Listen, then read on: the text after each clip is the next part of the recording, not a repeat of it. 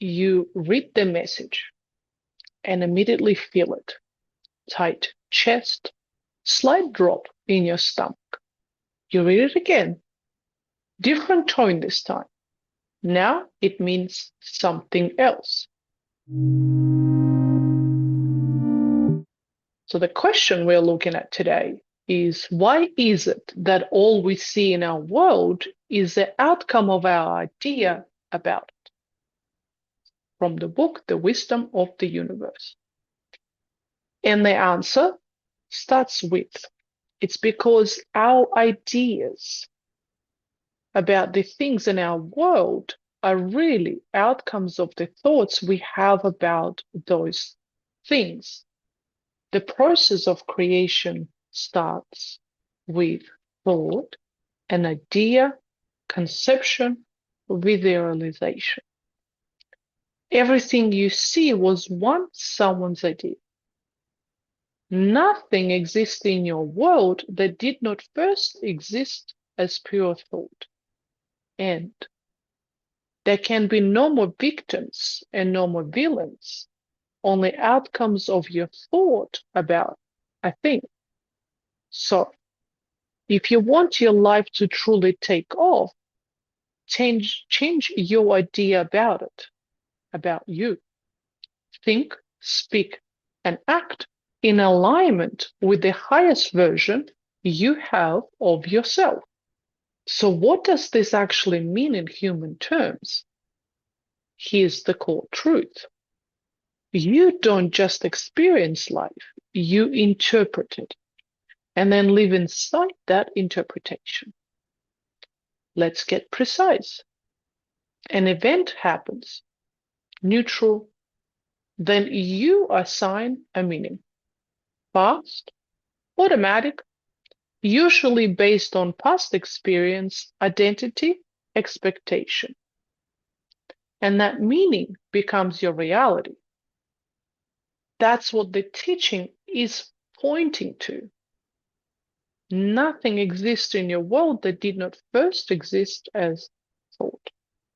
Not just physically, perceptually, emotionally, relationally. And this is where it sharpens.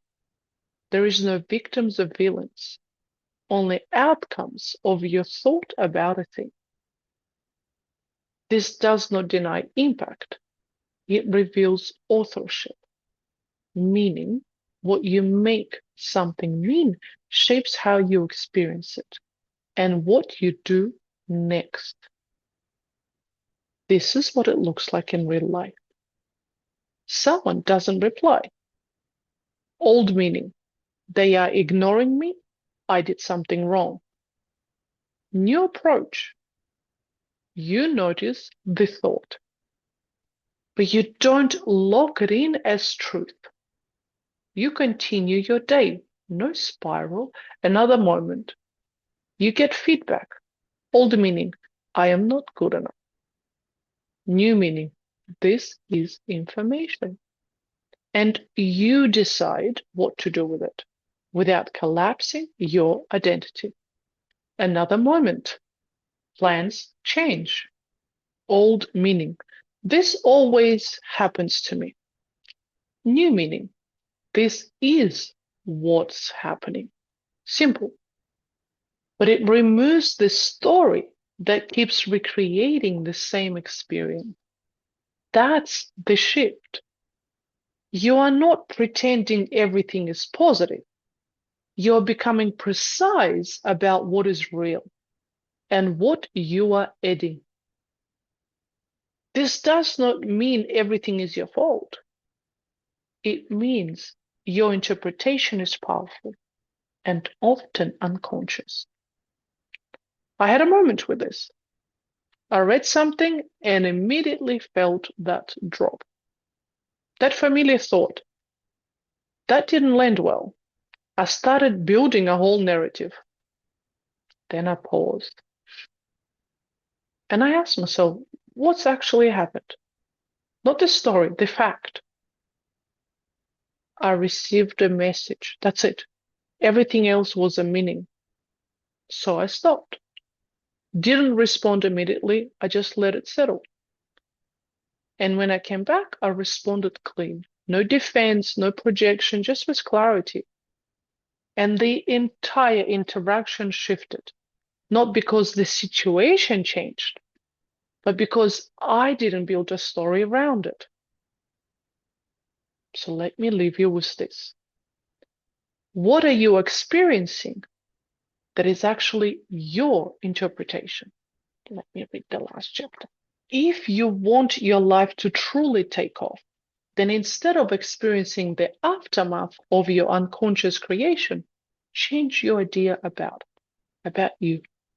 Think, speak, and act as God you are by consciously changing everything you think, everything you say, and everything you do that is not in alignment or harmony with the highest version you have of you. When you do a thing that is misaligned with your best intention, decide then and there to make that the last time. Begin to use the 3 tools of creation to change and call a stop to unconscious living. Your life isn't just what happens. It is what you decide it means. If this is landing, stay with me.